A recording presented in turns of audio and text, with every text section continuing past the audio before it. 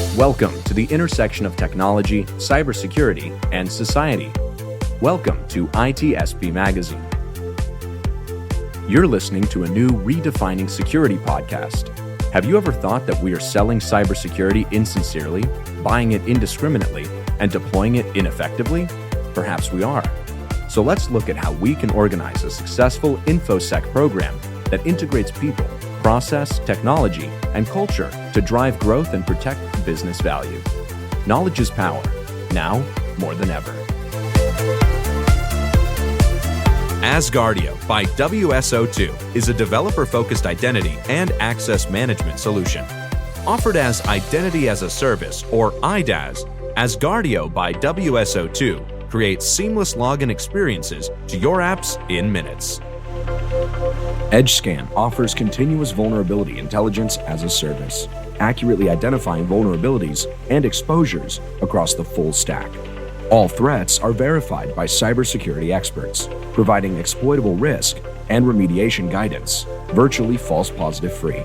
Learn more at edgescan.com.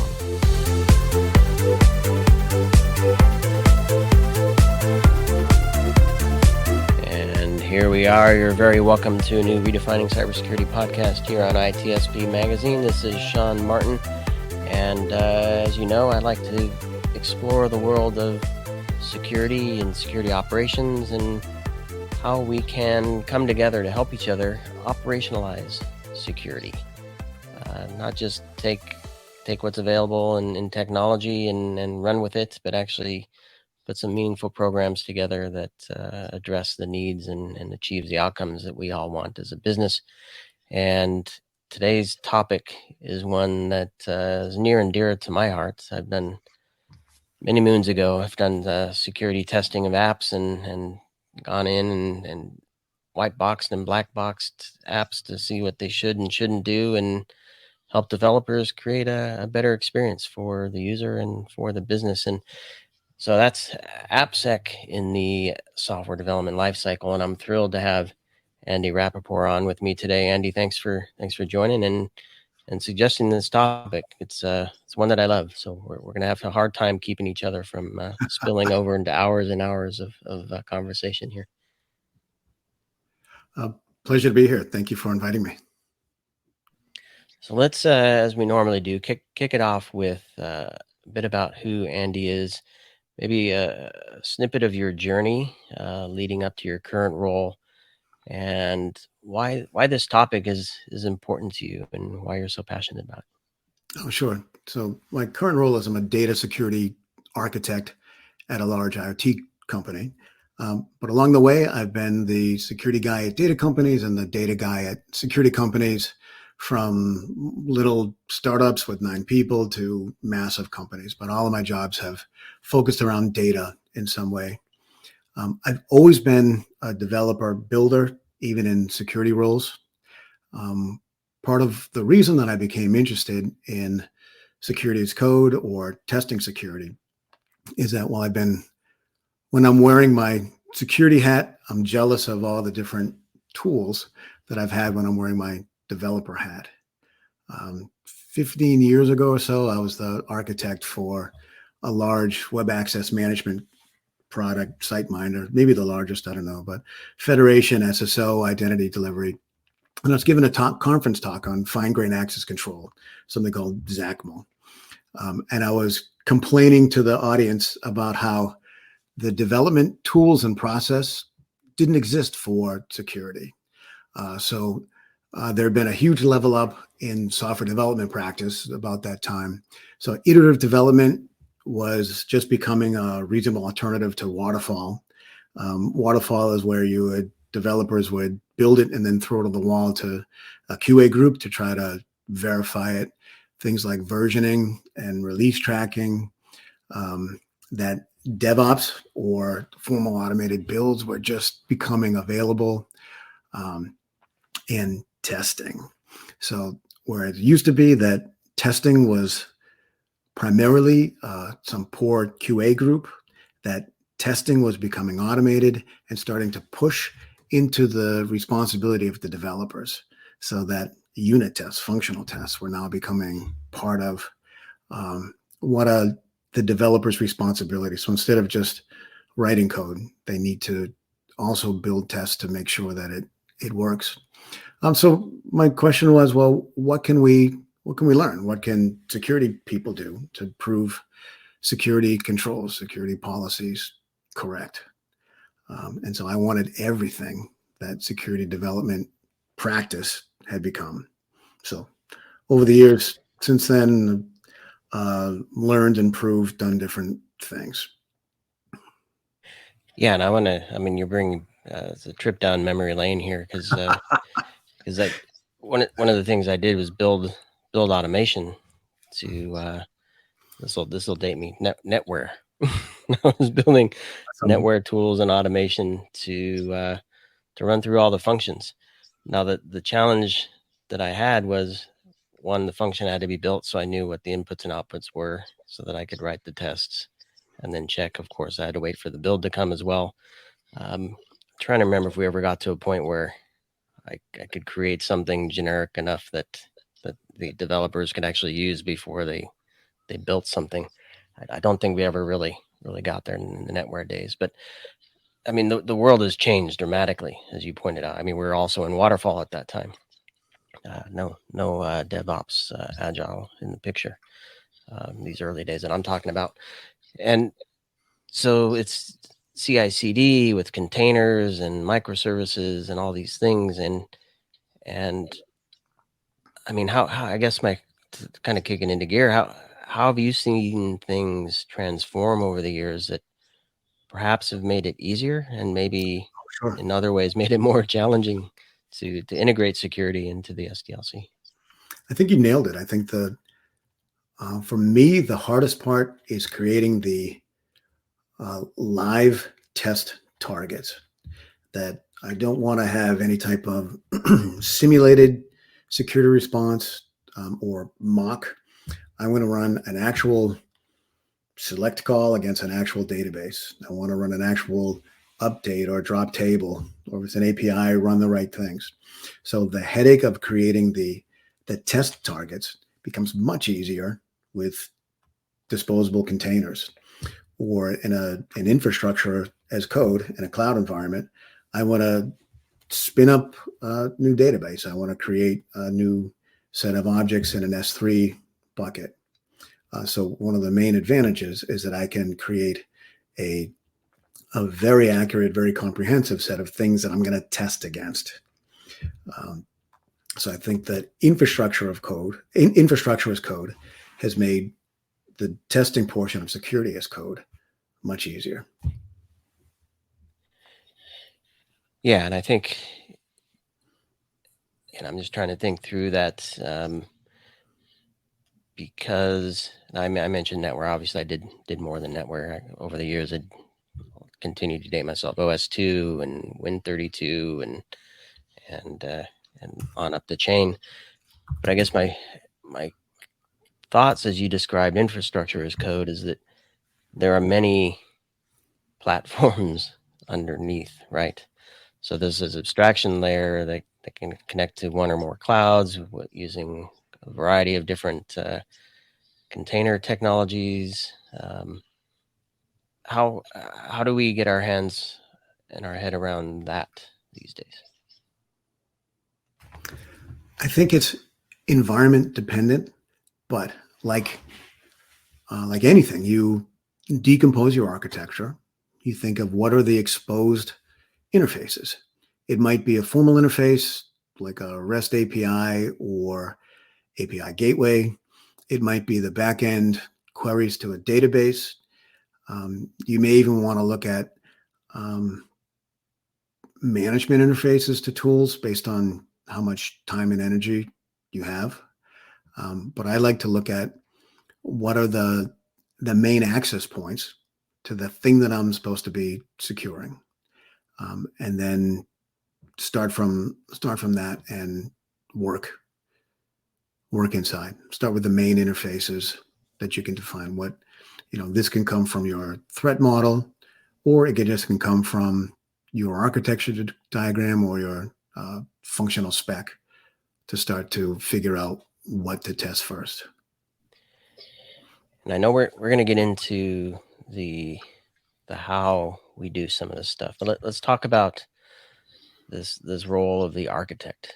And one of the things I wanted to discuss with you is the difference between different types of architects: security architect versus data security architect versus infrastructure security architect versus, I don't know, security operations architect. There may be a gazillion for all I know. How do those roles get defined? How do they become part of the SDLC program for testing? And I don't know, any experiences to share with folks that say, here's how this stuff actually works. Different architects in the mix. Yeah, two thoughts. One is for a data security architect. So in addition to access control, that I spend a lot of time on the compliance front. So working with privacy teams or even financial teams to think about the controls that they need. So things like least privilege, privacy by design, are part of what goes into the control implementation. So who should be able to access different types of data within a database. I'm making something up, but let's say there's a table that has some columns of a PII, and you have a view that restricts the PII. So if that's the way that the product team wants to build it, so then me as the data-focused security architect, I know that I need to verify that the view is only for the people that have legitimate use, that have a valid business use case. So that's probably one of the compliance requirements, one of the things that you told users that you would follow when you collected their PII. So data security is, in addition to the security part of it, you also spend a lot of time with the compliance people with, under what cases someone can access it as well.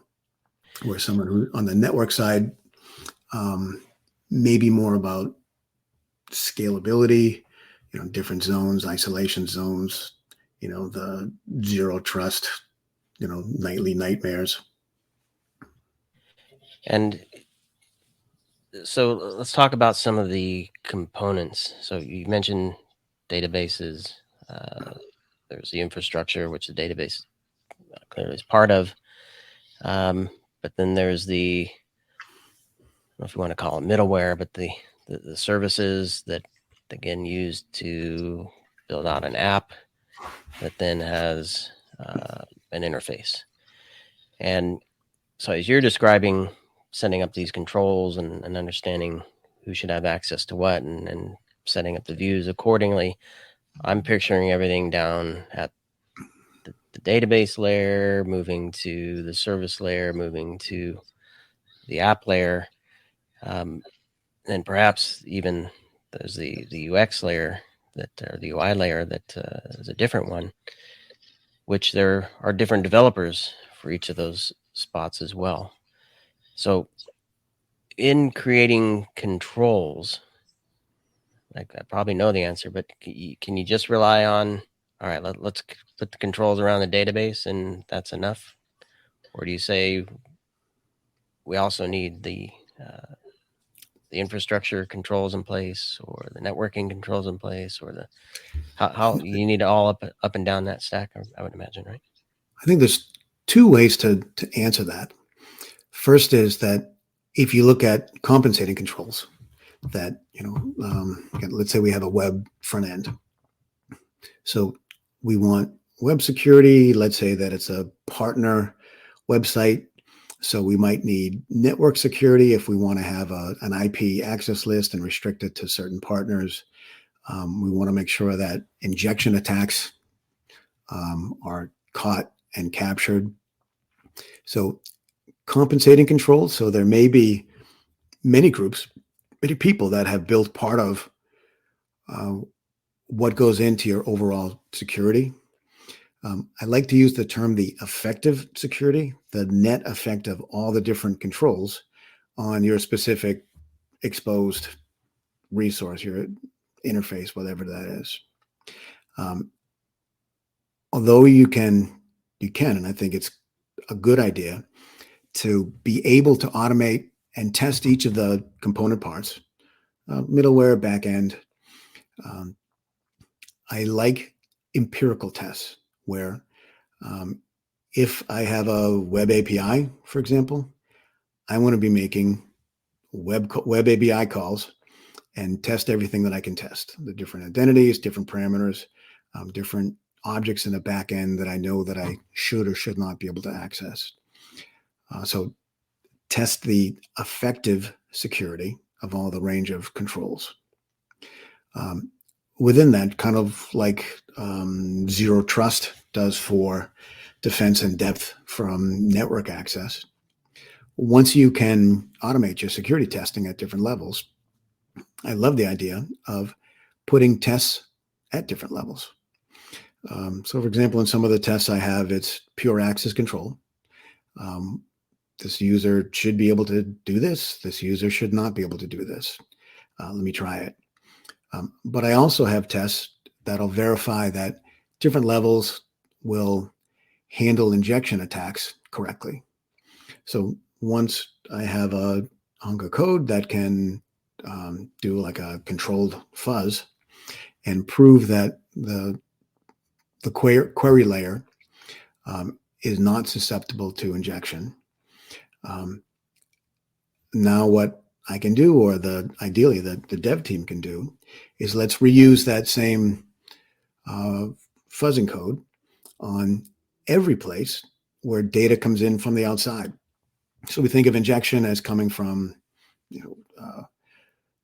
web post data, but let's look at everything. Let's look at environment, user agent, anything that comes in a parameter string, anything. Once we have the code to implement it, it's easy enough for the developers to drop it in. Once we have the code to test it, it's easier for whoever's going to build those tests just to verify that the injection defense exists. So, kind of going back to what I was jealous about with software development is reuse is a big deal in software development. No one has to write everything. It's the same with testing and controls. Now, are you describing, and I may be getting this wrong, maybe I'm a little overzealous or anxious that it's possible. Are you saying that developers could use that code to make the functions and that part of the system testable or more easily testable? Yeah, using paired code that's in the test environment, or is it code that's built into the build environment, not in the app code? Where is it sitting, and how does it actually work? I guess that's really what I'm. So in this case, what we'll get into it, but because the establishing of the identity is, I like the security tests to be part of the SDLC, meaning they can run as dev and test with full tilt phasers on destructive testing. So I like them as part of the SDLC so that you catch control definition problems earlier. So I like security tests right along the other functional tests that a product team might run. But you certainly could have this as an external piece that would test, say, at the prod level. And analogous to different types of dev testing, like a dev would have unit tests, functional tests, integration tests. They also might have scale or performance tests. They might have scale tests that bring it to a point of failure. So that would be something that would be done probably by some external tool. You could do the same thing with security, whether it's, I don't know, you could just do it with security as well. Yeah. Now, in my experience, security because we talked a little bit about quality assurance here as well, QA, and my role initially, when I'm looking back early on in my role, I was part of the QA engineering group, part of the larger QA group, and it wasn't a secure DevSecOps team across the organization. They ultimately got there, but so I was actually part of QA, and I'm wondering, in your experience, either directly or talking with your peers, where does security in the SDLC fit from a team structure perspective? That's I a mean, great question. even leading up to your role as a data security architect. Right? One of the things that I believe, that if security people want to influence security in product development, product teams, product releases, the best thing you can do is make it easy for the busy product teams. So how do you make it easy? One of the things that I'm a builder and developer, so I love to write the security code and do it for the product teams. So I know you guys are busy here. What if I coded it and here's a running code, you can drop it in? So for example, the access control use cases, defining the use cases, defining the tests that do that. If I just wrote a document that said, hey, you need to do this, a document with a bunch of capital musts and should in it, it's probably not going to happen. But if I can say, hey, here's some code that works. What if I built this for you? And what if you dropped it into your existing SDLC? So we're a Python shop, so PyUnit. Call this, it's going to run a bunch of PyUnit tests. And then it's part of their SDLC. So even though the security person might not be embedded with that team, which would be optimal, at the very least, I can provide some code that they would be willing to pick up, put it inside their repo. And now anytime they change a security policy in AWS CloudFormation, if it violates one of the previous security tests, then their tests fail. And they need to take the time to either update correct the policy or correct the test. But to answer your question, the strong recommendation is that the security testing, to the degree possible, should be part of the product team's repo and the product team's SDLC, and not something that the security team is responsible for running and catching. Yeah, it makes a ton of sense to me. And another thing that I feel we struggled with, especially when it's I'm going to build it and then toss it over the fence, and you're gonna check it, is the number of tests running all the time. I mean, we'd have some tests that might take days to get through, intermixing some automation with some manual tests. Certainly scalability tests and reliability tests you can't bake 3 days into 2 hours necessarily. I mean, maybe there are ways to do that now, but I guess what I'm leading to is, if the tests that you're creating are a behemoth and follow the waterfall testing model, and you try to jam that into an agile SDLC, even if the tests work and it's easy to integrate, if it still delays or causes complexities in getting to the final outcome, we're in trouble, right? So I don't know if you have seen that happen, have experience with that, or what are you thinking on that front? I think kind of the opposite. That I think, so we mentioned creating the test data that you can try to delete or update, or the test data with all the different permutations of permissions and identities. I think if you can automate that, then what that allows is that the test team can run those in parallel, especially if you have a cloud environment or the ability to run different containers. So now you have the ability to kind of set it and forget it. So even though it takes, let's say an hour or so, that would be long. None of my test data sets take that long. But let's say it takes an hour, and let's say it takes 15 or so minutes to run the tests, 40 minutes to run the tests, an hour to run the tests. The fact that you can automate it and that no human being needs to babysit or type a bunch of things or record results means that it's more likely to be run at the pre-deployment at the end of a cycle. And even we talked about how iterative development, agile, iterative, is how product teams work. It's really also how security teams work. You get a call from someone and they say, hey, I need you to also include this permission or this role or this IP range. So someone makes a change.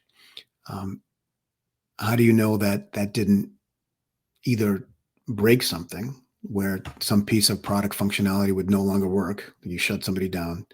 Or how do you know you didn't inadvertently open something up with some side effect or some case that you didn't think of? Think about the busy ops person that just got a screaming email or work ticket. I need to allow users from some new geo, or I need to allow my admins from this contractor group to now be able to do these things. So what they're going to do is try to make the pain stop and make a quick change. If they can only do it from a console and then look over the work and hope it's right, they will not have any good way to know that they didn't introduce any regressions, negative or positive. So going back to your point, I think the ability to automate in a relatively short amount of time means that pre-deploy, whether it's in an old school waterfall or whether it's in an agile or whether it's in an operational ticket-like thing, that they will be more likely to run some level of security testing to make sure that it introduce negative or positive regressions. And Andy, in your experience, I'm just thinking, because later on in my own life, moved off of NetWare and into building a SIM, which had SQL-like databases and directory services and tons of networking devices and plugins and apps and data sets and all kinds of things to deal with. And with a complex system like that, and this is, again, before containers and everything, but even still, a complex system like that, there's a ton of different developers with different expertise. Somebody's looking after the database, another one's looking after the Active Directory, another one's looking at the network and the communications. Somebody else is trying to figure out the logic of all this stuff and the plugins and the ecosystem that's coming. My point is, a control is failing. There can be a lot of conversation around, well, where did it fail? How did it fail? Who's responsible for compensating for that failure? Does it need to move from this place to a different place so that we never arrive here with this failure? And I guess my question to you is, with security built into the SDLC, how can we kind of route not just the identification of the failure, but the clarification and the context that the team can use to say this is the best likely spot to address this thing that we uncovered? First of all, great question. So how do you avoid all the finger pointing and miserable meetings? I think hiding behind automation. Yeah, I mean, the first point of that, like anytime you get a bug report from the field, what's the first thing? Is it reproducible? What are the steps for me to reproduce? So if you have an ability to induce security failures, or even if you have the ability to prove a system to the best of your knowledge that it's correct, but let's say there is some failure, if you can add a new test case and reproduce the failure. So now what that allows is, this is almost like what developers call test-driven development, where you define the test before you write the code. So you write the test, it fails, and then you keep writing the code until the test or tests succeed. So using that same model here with security, if you have the ability to write a test that recreates the failure. Again, let's say there's a new, I don't know, you want to allow access from a partner in a new geo or something like that. And isn't that requirements documentation? Filling out the PRD just in great detail, or am I missing something there? Well, I think that the advantage of this testing, like any agile or iterative, is that you probably will get it right when you first deployment because you have all the energy and focus and attention and time. I think the thing that I liked about your question is, how do you handle it when it's already deployed and you already have, a significant workload and revenue generating or any of those things? The reason why I like the testing is, let's say you have to move a control. Let's say you have to loosen a network control and move it to the API or database or some other place. You need to change controls. How do you know that you haven't exposed some bad regression part? How do you test it? Again, let's say the example, you need to loosen a network control or loosen something at the API at the middleware level and now maybe handle it some other place. If you have a means to test, now you can experiment with the changes in the control sets, even if it's at different places. I don't know that it helps you debug, other than if you can repeatedly create the problem, then you can generate stuff in every tier's logs and people can hopefully figure it out. But at the very least, as you start to experiment with the fixes, you didn't break anything. Yeah, I can see a similar scenario because it's easy to get wrapped around the axle on, geez, here comes another bug. We made a change over here, and or we exposed something that's not working, which breaks our controls. We have to fix it. But there's also cases where we are now working with a new partner, or we're plugging in a new service, and those create new workflows and logic paths that might change that stuff too. I was laughing, in physics, second law of thermodynamics, where things go from ordered to unordered entropy. I think with security, things only flow in one direction. They flow from least privilege to weakening. There's more opening of controls. There's more asterisks that show up in policies. So I think the natural tendency is for security to become less strict as it enters into operations. So how do you help the security ops team or the people making one-off changes to know that they haven't broken something? So let's get into, not that we haven't been talking about security as code, but I feel there's an opportunity to really dig in here on that point, in that if you just had a bunch of, and I was kind of joking about just the PRD, right, which maybe you then have user stories and use cases that you test against. Those are likely documents with a set of tests that you run. Hopefully a lot of those are automated. And we're talking about writing some code to automate APIs and IO stuff here as well. But security as code is a little perhaps even deeper than that, if I'm not mistaken. It follows the same pattern, though. You nailed it with the PRD. So there's, the three big parts that you have some definition of what correct means. PRD, functional spec, some other definition of what correct is.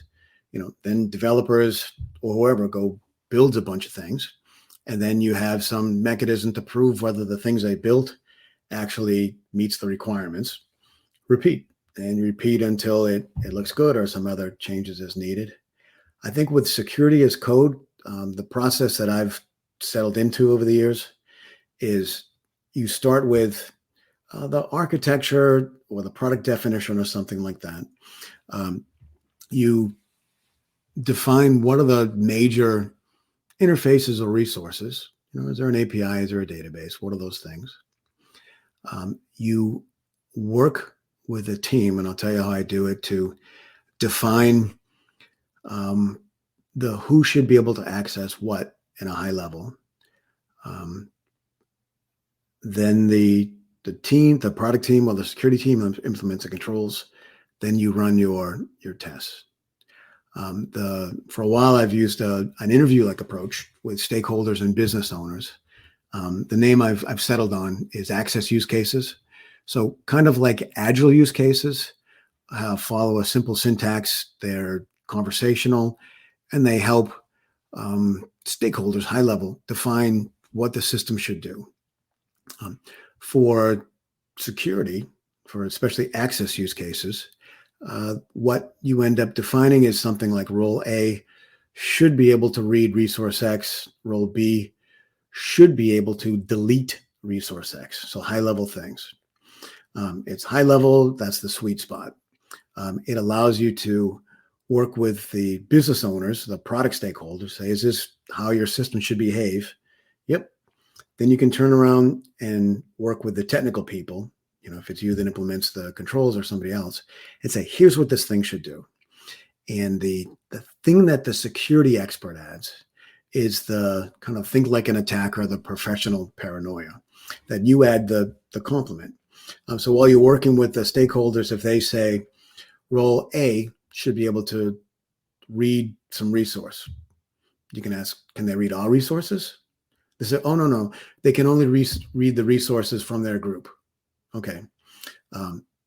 Should they be able to delete? Oh, they can't delete. So the security professional, while you're in like the think like an attacker mode, you always ask, whenever there's an assertion, you ask about everything else. So if role A can do something, you ask, can everybody do that? What happens, what I've found is that it's pretty beautiful that the stakeholders you're working with, that they quickly understand the cadence and the kind of questions that you'll ask. And they will start to either ask the questions of themselves or start to give more direct descriptions of these access use cases. So what you end up with is least privilege. Who can do what? Again, let's say, I don't know, multi-tenant. Let's say we have two tenants. So they'll say a tenant can read their files. Can they read off any tenant's files? Nope. Can they delete? Oh, no, only power users can delete. So you as the person leading this interview, so if power users can delete, that means that regular users can't delete. And that's a test you add. What I've found out is you can generate these access use cases analogous to agile use cases pretty quickly at a high level. It's normally fun and fast, and you get a pretty comprehensive definition of what at least the access portion of the system, how it should behave. It's certainly well defined enough that you can define your security controls, your access controls based on it. And it's nearly comprehensive enough that you can build all of your access control security tests with it. So requirements, access use cases, kind of like agile use cases. It reinforces least privilege.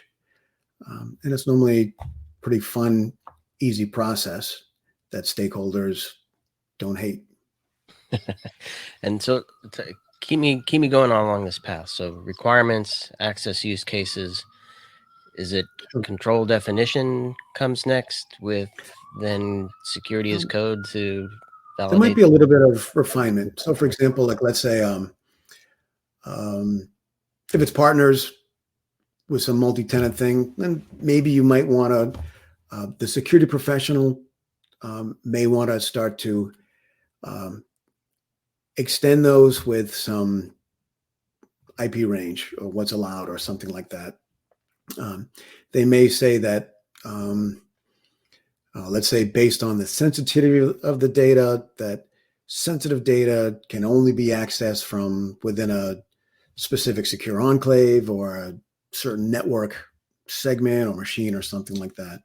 So you take the higher level things, a security professional can augment it with some of the things that the business owners might not think about. So maybe you need to work with their architect or other security architects, but you end up with those access use cases and a definition of what to test. Now, whoever's going to build the controls, whether it's infrastructure as code and everything is in a single AWS CloudFormation file, or maybe it's the network team needs to build segments or VPCs, you can make sure that those requirements are consumed by who's ever building the controls. So they do their best effort to build those controls. Now, the third part of it is testing the security, those security controls. And again, I like effective security. So if I'm running on AWS and there is a security requirement for access to a S3 bucket or an API, I want to make an actual AWS Python call to fetch that bucket or the object in that bucket. If the requirement is that some user level should not be able to delete, in dev level, I'm going to try to delete. So I think it's important that your test framework allows dangerous tests, destructive tests in a dev environment, because you're never going to test it in prod. Never. You're never going to try it. So if someone says that, again, the user can read, like, I don't know, from a database, do a select, but they can't do an update or a drop, I want to test it. I want to find a way to test it as part of my dev level tests. I want to write the tests for what users can and can't do things. In your test framework, it works out that once you have a pattern for running a query or a S3 call or a call against one of the other databases or APIs in your system, it's easy to build out tests. Some user in AWS, that's represented by a session, can or can't, what's the expected result, some action, some verb, get, update, delete, drop, select, whatever, some parameters, and then what is the expected result. You have a hunk of code that actually makes the call, and you can either delete it or not. You can either run the select or not. You compare what actually happened against what you were expecting. If you were expecting it to succeed and it did, your test worked. If you were expecting it to fail, if you're expecting the control to get in the way and it allowed it, then your control failed and your test failed. I want to talk to you about that, because I'm sure, just like you, I'm perfect. I've never written a bad line of code in my life. All my tests worked perfectly. I'm joking, of course. And what I'm really getting at here is, in a manual, human-driven environment, you have human error, of course, but chances are you probably have a few people doing the same or similar tasks, so they're going to uncover the human error. So some of those anomalies are going to surface eventually. When we start talking about automation and tooling and security as code, where it's all built in and abstracted, how do we test the test to ensure that we're not just scaling human error to an unacceptable level? And I don't know, maybe now's a good time to maybe touch on some other post-build controls we still need. I don't know how DAST, SAST, IAST stuff still fits into this to maybe help shore up some of these things. I think you bring up a good point. Part of it is separation of duties, so that the person who's thinking of the negative tests will be thinking like someone who wants to break things, think like an attacker. I mentioned fuzzing. So whether you use an actual fuzzer or, I don't know, for example, when I do injection testing. I'll try a range of different negative cases, single, double byte, all the things I can think of. And I write that as a big reusable set of things that I'm going to pass down. So I can think of a big comprehensive mechanism. When I think of, we have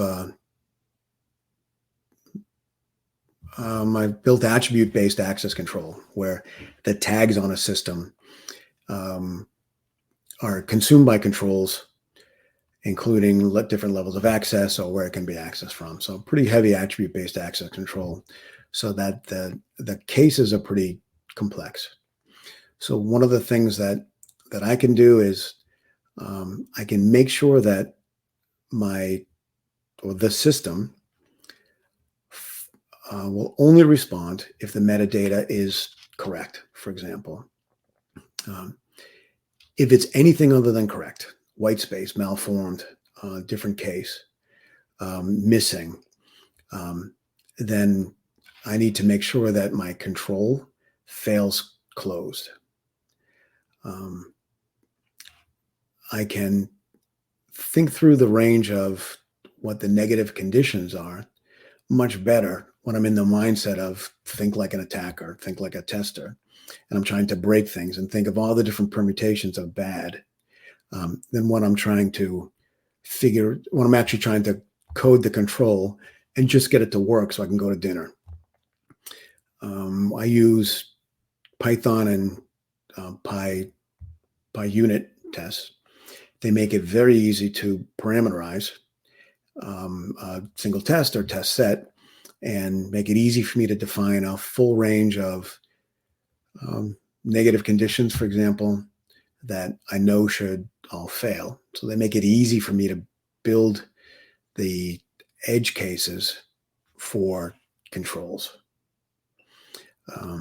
Maybe not perfect. It's still, I'm going back to your question about it, still all the negative or warped things or edge conditions that I can think of. But certainly when I'm in the mindset of breaking or defeating it, I know that I'm much more creative and malicious in what I test. Yeah, I love it. And some engineers might stretch themselves to think like an attacker. I'm thinking about organizations that may not have the luxury of building out a DevSecOps team. They're relying on their dev team to pick up some of this themselves. And I want to kind of close with a similar thought, but with the architect role in mind.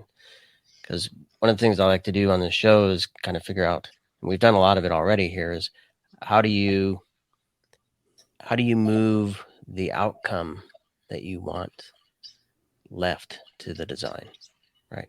So shift to left the outcomes that you want. So in other words, don't build something and toss it over the fence and see where it breaks. Actually design it from the beginning. This is why I love this conversation. Design it from the beginning to achieve the outcomes you want and prevent the non-outcomes that you don't want.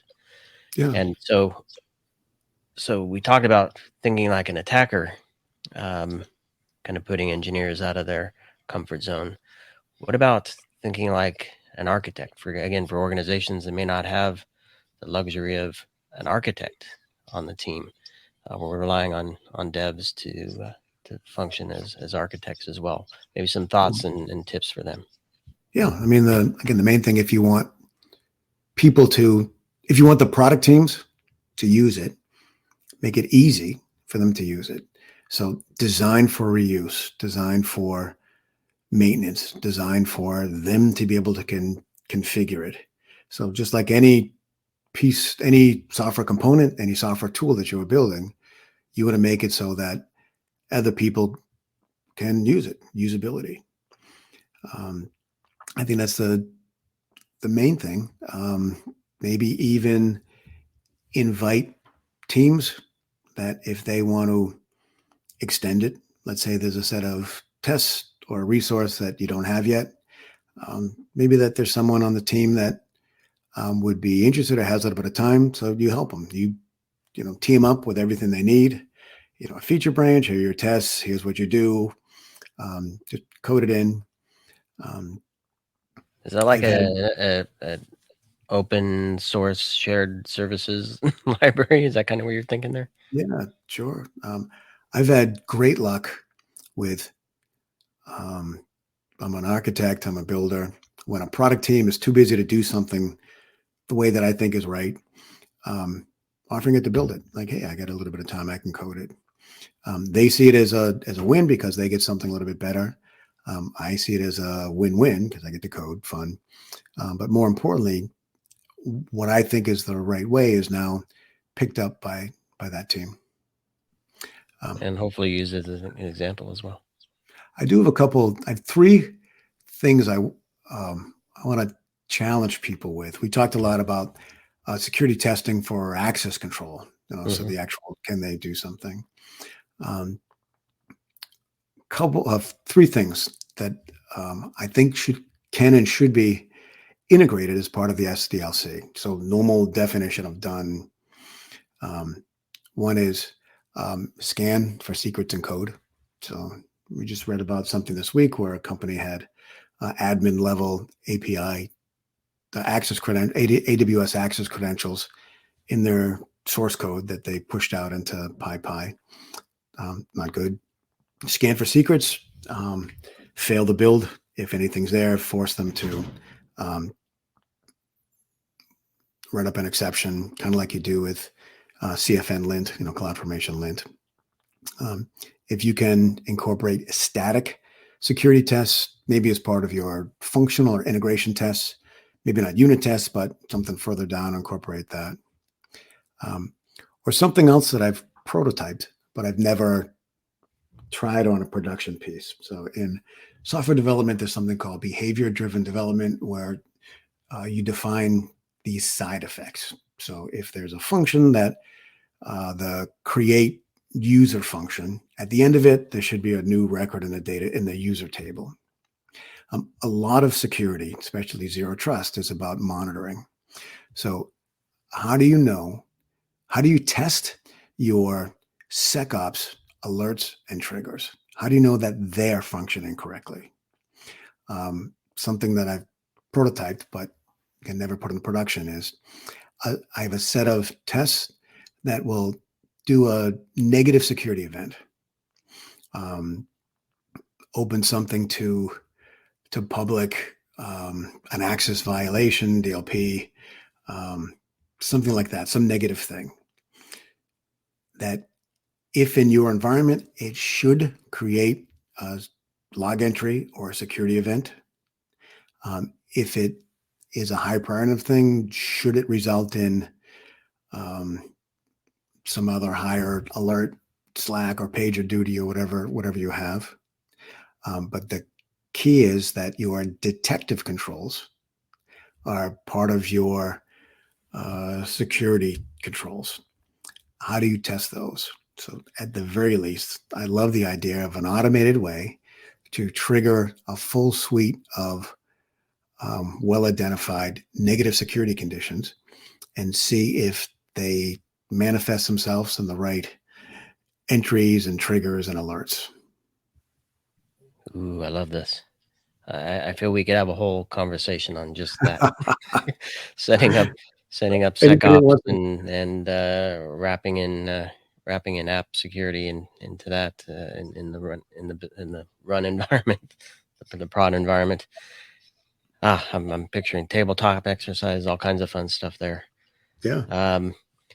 Well, maybe we have another chat on that, Andy. Be happy to do that. So flip over to the runtime side. I mean, this is cool. As we knew heading into this, I think we could probably keep going for ages and know more about each other than either of us want to know about ourselves, perhaps. But really great stuff here, and hopefully the listeners picked up a few things that, as we say here on ITSP Magazine, if we get you to think, we've done our job. You certainly made me think, Andy, and raised a lot of questions and gave me hope that there's a path to better ops and better sec in dev. So thanks for joining me here on Redefining Security. And thanks again for the invitation. My pleasure. And for those listening, we'll put links in the show notes to Andy's profiles online if he chooses to share that with us. And perhaps, Andy, if you have any links to share, articles you've read or written or other works of material that you think would be helpful in this context, we'll put those in the show notes for folks as well. And thanks again, everybody, for helping us to redefine cybersecurity here on ITSPmagazine. EdgeScan offers continuous vulnerability intelligence as a service, accurately identifying vulnerabilities and exposures across the full stack. All threats are verified by cybersecurity experts, providing exploitable risk and remediation guidance, virtually false positive free. Learn more at edgescan.com. Asgardio by WSO2 is a developer-focused identity and access management solution. Offered as Identity as a Service, or IDaaS, Asgardio by WSO2 creates seamless login experiences to your apps in minutes. We hope you enjoyed this episode of Redefining Security podcast. If you learned something new and this podcast made you think, then share ITSPmagazine.com with your friends, family, and colleagues. If you represent a company and wish to associate your brand with our conversations, sponsor one or more of our podcast channels. We hope you will come back for more stories and follow us on our journey. You can always find us at the intersection of technology, cybersecurity, and society.